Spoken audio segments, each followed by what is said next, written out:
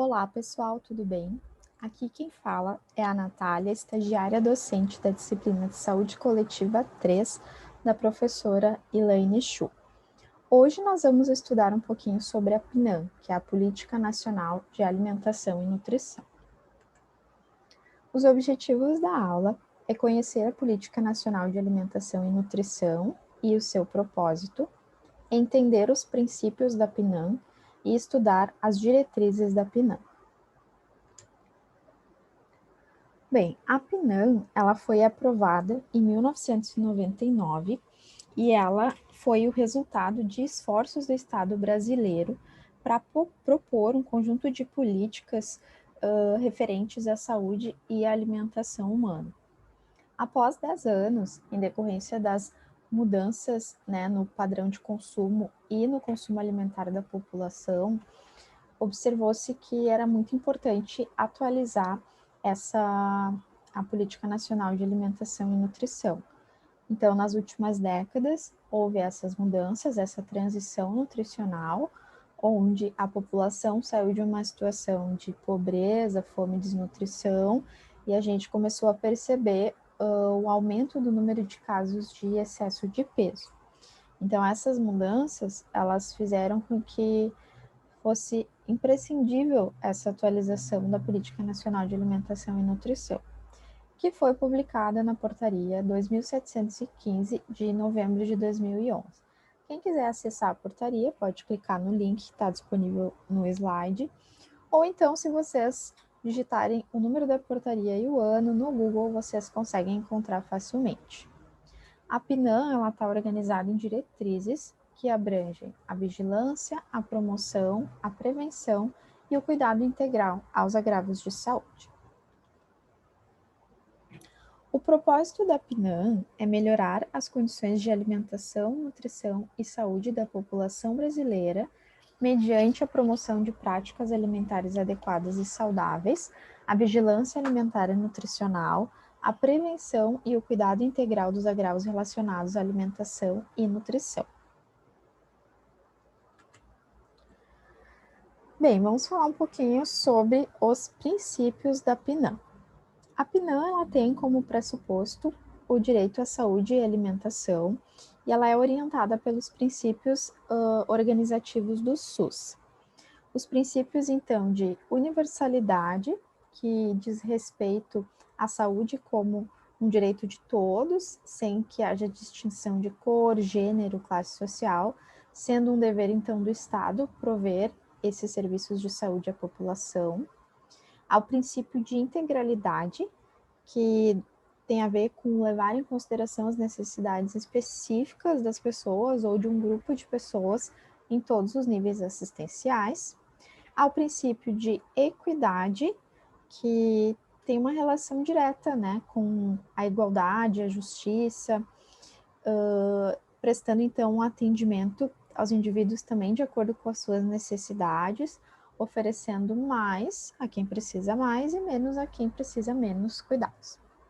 A descentralização, ou seja, a responsabilidade ela é descentralizada, ela é dividida, digamos assim, entre SUS, União, estados e municípios, né? Então, que devem cooperar entre si.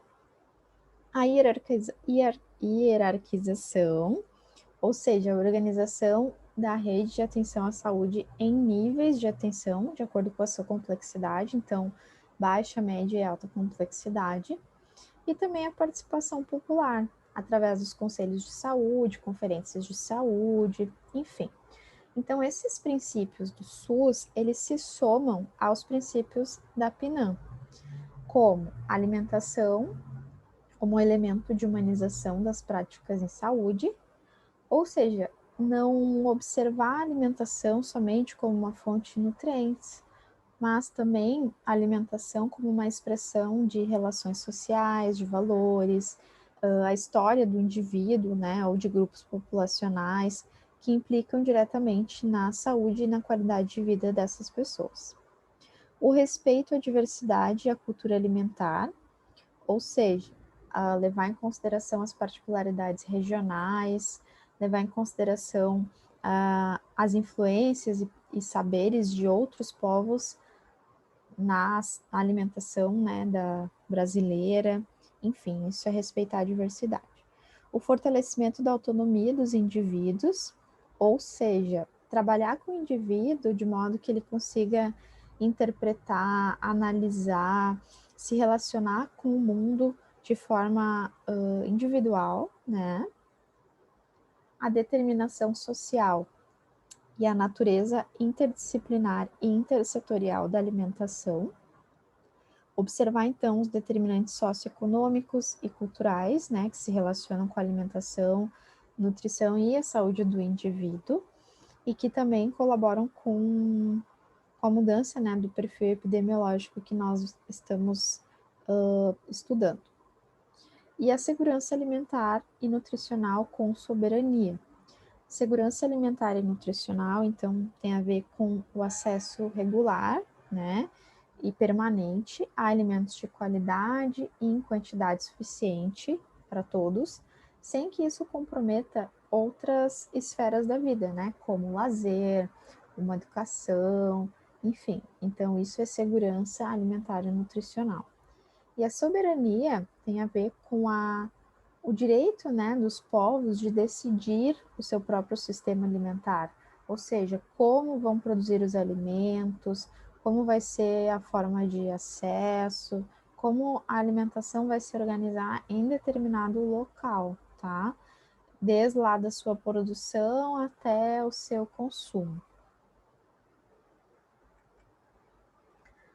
A PNAE, então, ela está organizada em diretrizes também, são 9 diretrizes, e ela está baseada principalmente na atenção nutricional, que é a primeira diretriz. Então, essa primeira diretriz, ela serve como base para as outras diretrizes. A segunda diretriz, ela diz respeito à promoção da alimentação adequada e saudável. A terceira diretriz, em relação à vigilância alimentar e nutricional. A quarta diretriz, em relação à gestão das ações de alimentação e nutrição. A quinta diretriz, em relação à participação e controle social. A sexta, qualificação da força de trabalho. A sétima, controle e regulação dos alimentos. Oitava, pesquisa, inovação e conhecimento em alimentação e nutrição. E nona, cooperação e articulação para a segurança alimentar e nutricional. Agora, nós vamos ver um pouquinho sobre cada uma dessas diretrizes. Então, a primeira diretriz, em relação à organização da atenção nutricional, como eu falei antes, ela serve como base para as outras diretrizes, né? Então, essa atenção nutricional, ela deve fazer parte da rede de atenção à saúde, tendo como coordenadora do cuidado e ordenadora da rede. Deve-se também incluir outros pontos, né, de atenção à saúde, como apoio terapêutico, diagnóstico, atenção domiciliar, hospitais, mas o centro realmente é a atenção básica. O foco, ele deve se voltar a indivíduos, famílias e também a comunidade, sempre levando em consideração as diferenças, né, dos grupos populacionais, povos, comunidades tradicionais, como a população negra, quilombolas, povos indígenas, entre outros.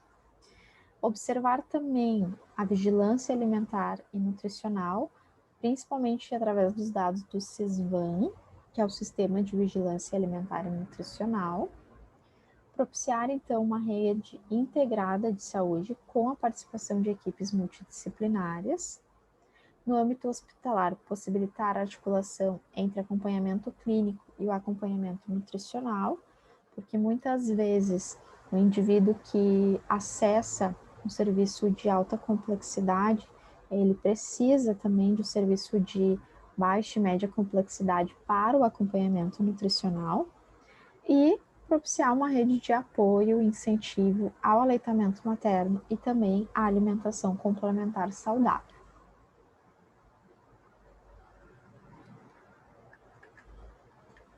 A segunda diretriz, que é a promoção da alimentação adequada e saudável, a PAS, ela tem como premissa o incentivo a práticas alimentares saudáveis, por indivíduos e coletividades, apropriados aos seus aspectos biológicos e socioculturais. Dentro da paz, o que se estimula? A criação de ambientes favoráveis à saúde. Então, criar esse ambiente favorável dentro da escola, do ambiente de trabalho, do pequeno comércio de alimentos. Políticas públicas saudáveis, então, incentivo ao consumo de alimentos saudáveis, informação sobre alimentos processados, ultraprocessados, o reforço à ação comunitária, a reorientação dos serviços na perspectiva de promoção de saúde, isso porque o nosso modelo de saúde, ele é muito focado na doença, no tratamento, né? Se tem muito investimento nisso, e a gente precisa, então, se voltar um pouco mais para a promoção, né, e prevenção em saúde. Desenvolvimento de habilidades pessoais por meio de processos participativos. Então, ter esse canal de comunicação entre profissionais da saúde e população, para que as intervenções elas sejam voltadas para a realidade local e para as necessidades daquela comunidade. Então, isso é muito importante. Eu preciso entender a necessidade da população e voltar a minha ação para essa necessidade. Terceira diretriz, relacionada à vigilância alimentar e nutricional, ela fornece dados, então, sobre a situação nutricional da população, e esses dados, eles servem, então, para o planejamento das ações, né, em relação à nutrição e à promoção de saúde dentro do SUS. Então, nós utilizamos muito o SISVAN, que é o Sistema de Vigilância Alimentar e Nutricional, e a partir dos dados, então, desse sistema, a gente direciona as nossas ações, né, na atenção nutricional. Destaque aqui para populações tradicionais, né, povos e comunidades tradicionais, grupos populacionais em condições de vulnerabilidade social, populações assistidas por programas de transferência de renda, como, por exemplo, o Bolsa Família, e a saúde indígena. A quarta diretriz diz respeito à gestão de ações de alimentação e nutrição.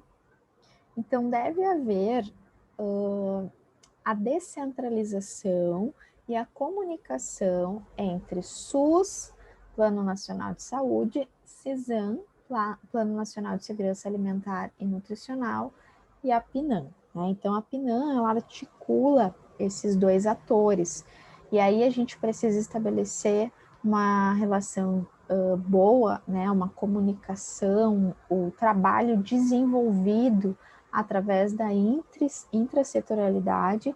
Então, internamente, né, haver esse desenvolvimento do trabalho na atenção nutricional e também a intersetorialidade, que é entre os setores externos, né, fazer com que haja essa comunicação, esse planejamento, o direcionamento de ações, levando em consideração as contribuições entre os setores externos. Os responsáveis pela gestão, então, são gestores do SUS a nível federal, estadual, distrital e municipal, devendo haver um pacto entre as esferas do governo. A quinta diretriz diz respeito à participação e o controle social. Bem, como nós já estudamos, o SUS ele é um produto de uma construção democrática e participativa das políticas públicas do nosso país. A sua legislação, ela definiu mecanismos para que a participação popular, fundamental para a Constituição, faça parte do seu funcionamento, por meio dos conselhos, né, e das conferências de saúde nas 3 esferas do governo. Então, os planos de saúde, eles são elaborados a partir de uma gestão descentralizada, com a participação popular, que tem poder deliberativo ou caráter consultivo. O CIAN, que são Comissões Intersetoriais de Alimentação e Nutrição, tem como objetivo acompanhar, propor e avaliar a operacionalização das diretrizes e prioridades da PNAM, e ele vai, então, se articular com outros atores, né? Com o CAISAN, que é a Câmara Interministerial de Segurança Alimentar e Nutricional, que, por sua vez, se relaciona com o CONSEA, que é o Conselho Nacional de Segurança Alimentar e Nutricional. Então, esses órgãos, eles trabalham juntos, e o CIAN é que vai, então, acompanhar e avaliar a forma como isso está acontecendo. A sexta diretriz, ela diz respeito à qualificação da força de trabalho, ou seja, os profissionais eles devem estar em constante qualificação, mas essa qualificação ela precisa estar relacionada às necessidades de saúde da população, né, para que esses profissionais então estejam aptos a atender essa população de forma adequada. A valorização dos profissionais, ela engloba estímulos à educação permanente, cursos, né, formações, garantias trabalhistas, qualificação dos vínculos de trabalho e implantação de carreiras que se associam à qualificação dos serviços de saúde prestados à sociedade. Então, a gente precisa articular gestores e instituições formadoras para a formulação desses projetos, como os cursos de graduação, pós-graduação, cursos formadores de profissionais que atendam às necessidades de do SUS e do PNAM, e SECAM, que são os Centros Colaboradores em Alimentação e Nutrição, também entrando como parceiros nessa qualificação profissional. A sétima diretriz tem a ver com controle e regulação dos alimentos. Então, planejamento de ações que garantam alimentos seguros à população.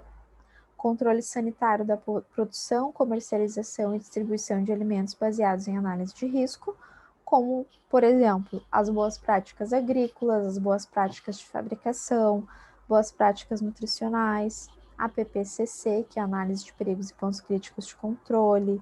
Então, o controle sanitário a partir dessas análises de riscos, que são as boas práticas que nós conhecemos e aplicamos na prática.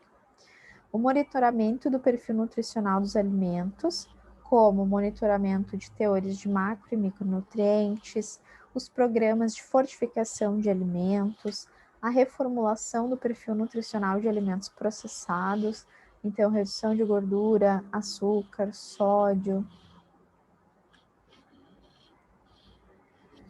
A regulação da publicidade e propaganda dos alimentos, então proporcionar à população informações claras e precisas sobre os alimentos, visando sempre proteger o consumidor de práticas enganosas e abusivas.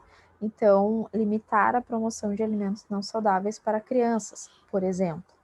Desenvolvimento de autonomia para escolhas alimentares. Então, ensinar as pessoas a forma que elas devem comer, ensinar como fazer escolhas alimentares. Isso tem a ver com desenvolver autonomia. A rotulagem nutricional de alimentos. Então, garantir que a rotulagem ela nos traga informações claras e precisas que realmente auxiliem nas escolhas saudáveis. A regulação de alimentos, que passa pela regulação de agrotóxicos, a regulação de aditivos alimentares, alimentos destinados à população com necessidades específicas. A oitava diretriz, ela diz respeito à pesquisa, inovação e conhecimento em alimentação e nutrição. Então, é fundamental se investir realmente em pesquisa e inovação para que a gente tenha dados e, em cima desses dados, a gente consiga formular essas políticas públicas, né?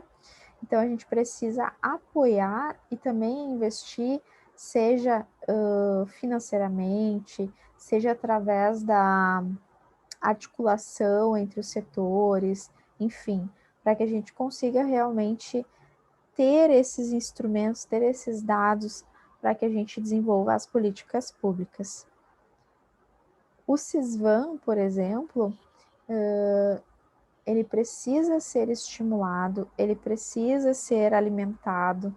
Nós precisamos continuar fazendo a vigilância nutricional a partir dele, porque ele também nos ajuda a direcionar esses programas, né, e políticas públicas em saúde.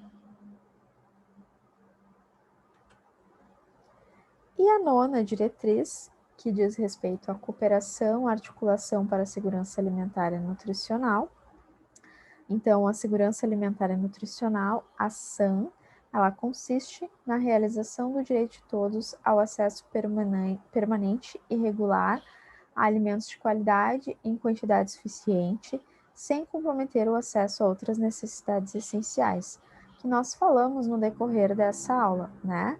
Tendo como base práticas alimentares promotoras de saúde, que respeitem a diversidade cultural e que seja ambiental, cultural e economicamente sustentáveis.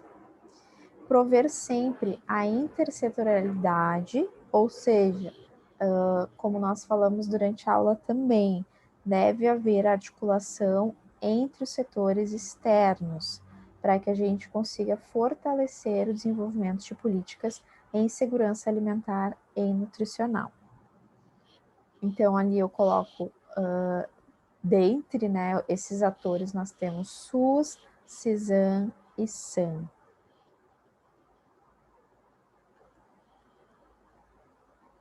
Destaque para ações direcionadas à melhoria da saúde e nutrição das famílias beneficiárias de programas de transferência de renda, implicando ampliação do acesso aos serviços de saúde, como nós falamos lá no início da aula, né? Atenção básica, atenção nutricional voltada então para essas famílias.